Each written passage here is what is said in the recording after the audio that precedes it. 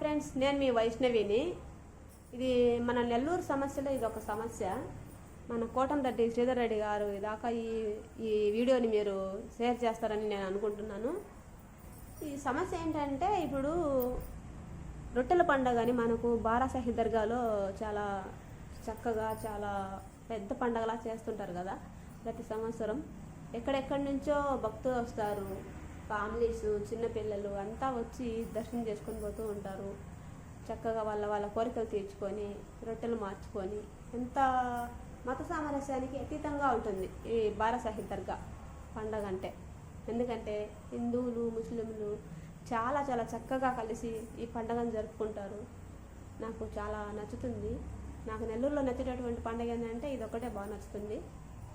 ఎందుకంటే మత సామరస్యం అనేది లేకుండా ఎంత బాగా కలిసి ఉంటారంటే అసలు అంత దాన్ని వర్ణించలేం, అంత చక్కగా ఉంటుంది.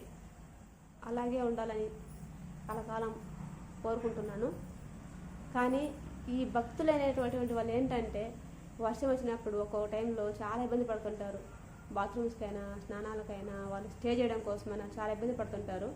కనీసం వాళ్ళ కోసమని రూమ్స్ కట్టించేదానికి కోటంరెడ్డి శ్రీధర్ రెడ్డి గారిని కొంచెం రిక్వెస్ట్ చేయండి. ప్రతి ఒక్కరు కూడాను నేను కూడా రిక్వెస్ట్ చేస్తున్నాను.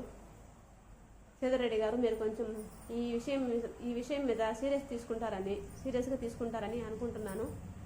దయచేసి సీరియస్గా తీసుకోండి సార్. మీరు గమనించట్లేదా? మీరు ఏదైనా వీఐపీ లాగా అట్లా వస్తారు, అట్లా వెళ్ళిపోతారు. మీకు ఏం తెలుస్తుంది మిగతా సామాన్య ప్రజల గురించి? కొంచెం ఆలోచించండి సార్. మీరు కొంచెం చెప్పండి ఫ్రెండ్స్. చెప్పేసి ఇంకోటి ఏంటంటే, ఇప్పుడు అంటే డబ్బు తక్కువ ఉన్న వాళ్ళకి ఒక స్టేటస్ బట్టి రూమ్స్ ఉంటాయి కదా, ఆ విధంగానే రూమ్స్ అరేంజ్ చేయొచ్చు కదా. పెద్ద ప్లేస్ ఉంది కదా దర్గాలో, చేసుకోవచ్చు. లేదంటే అటు ఎరగాలం గుడి సైడ్ అయినా మంచి ప్లేస్ ఉంది, అక్కడ కట్టించవచ్చు.